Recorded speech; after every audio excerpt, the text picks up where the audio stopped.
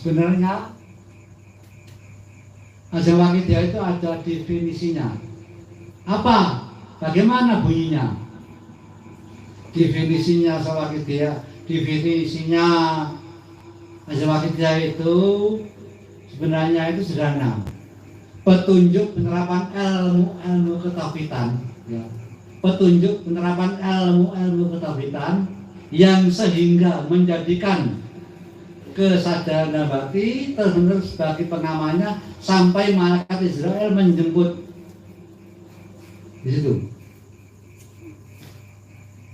Terus apa yang dimaksud petunjuk penerapan ilmu ketauhidan? Yaitu lillah,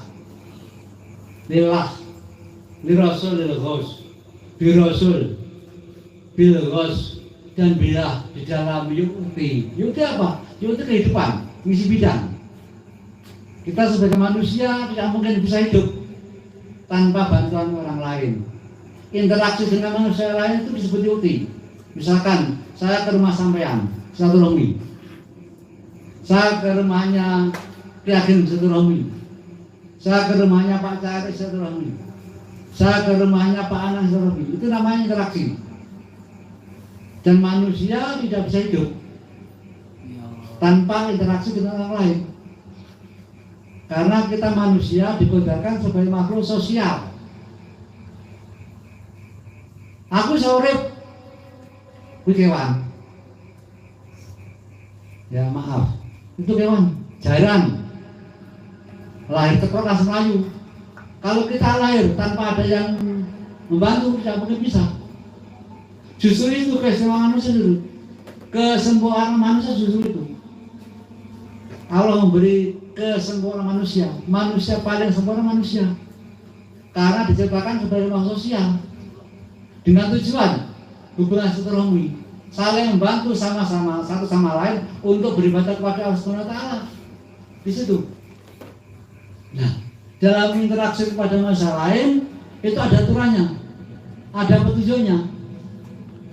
Lah beliau menciptakan petunjuk penerapan ilmu ketauhidan dalam interaksi kepada orang lain.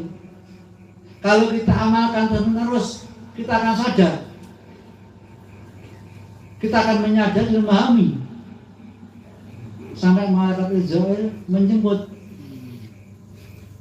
Satu contoh. Saya ke rumahnya Pak Anang, ingin belajar. Pak Anang kan ahlinya itu apa ya? Fitness. Saya tanya pada Pak Anang, Pak Anang gimana ini sebagainya lah. Walaupun fitness, walaupun olahraga, itu kita hanya ibadah. Saya ke rumahnya Pak Anang dengan tujuan mencari ilmu, bagaimana membesarkan otot bicep, bagaimana membesarkan tricep, bagaimana membesarkan pectoralis. Saya niati ibadah kepada Allah. Saya niati mengikuti tuntunan Rasulullah. Saya niati mengikuti bimbingan bayai atau bimbingan wajah zaman. Nah, itu sudah satu poin bahwa apa yang kita lakukan sudah berdirikan ibadah secara tidak langsung, secara tidak kita sadari. Ya, itu. Di samping itu, tanpa kita sadari pula kalau kita menerapkan petunjuk yang lain, kita menyadari adanya kita bisa niat karena Allah, adanya kita bisa niat karena mengikuti bimbingan, mengikuti Rasulullah, adanya kita bisa niat mengikuti bimbingan bayai, kita sadari di dalam dasar itu karena ini jasa beliau Rasulullah. Karena jasa beli banyak, kalau tidak ada baik dan Rasulullah tidak mungkin kita bisanya seperti ini. Nah, itu sudah satu poin. Poin apa? Poin apa? Poin kita digolongkan orang yang bersyukur kepada Allah. Karena orang bersyukur kepada satu syarat adalah bersyukur kepada orang yang menunjukkan kebenaran. Kita tidak bisa dikatakan bersyukur kepada Allah sebelum bersyukur kepada orang yang menunjukkan kebaikan dan kebenaran. Otomatis kalau kita menerapkan birasul dan bighos, itu kita sudah bersyukur kepada Kanjeng Nabi Muhammad SAW, bersyukur kepada Mbah Yai. Nah itu kita sudah tergolong orang bersyukur kepada Allah Subhanahu wa Ta'ala.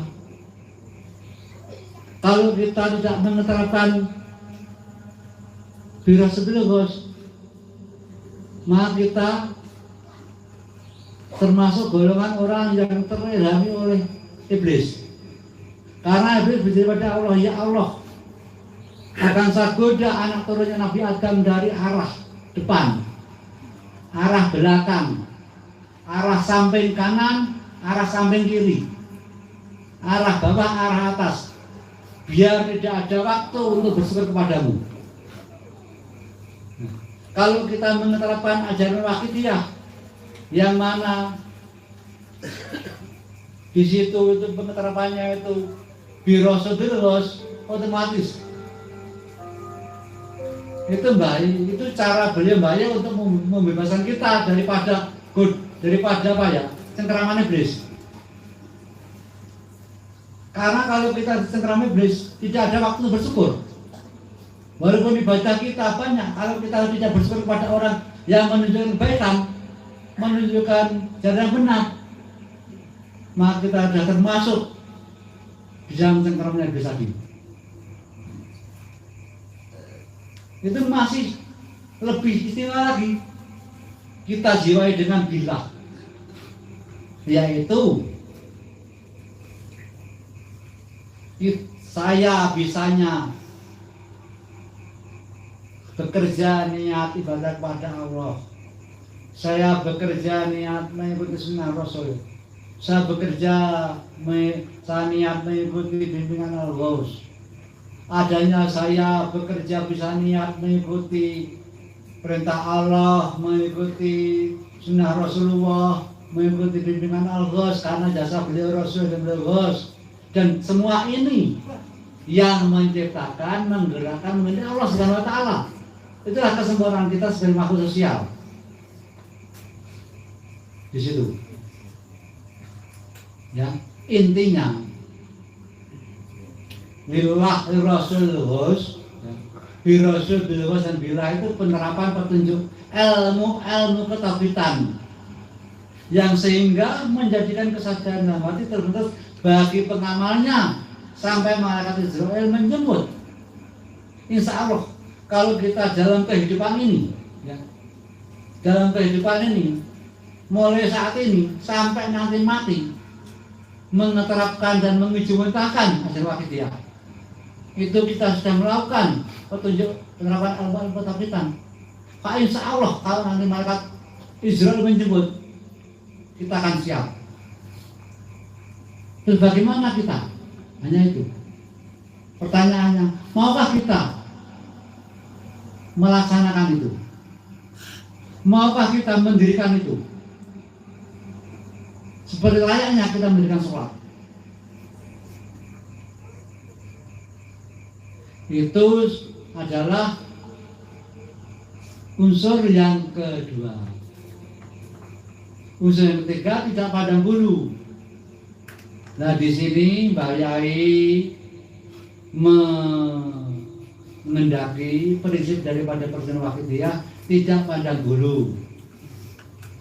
Dari golongan manapun, agama manapun, tua, muda, laki-laki, perempuan, siapa sajalah diberi hak untuk menjadi golongan orang yang bertauhid kepada Allah Subhanahu wa Ta'ala.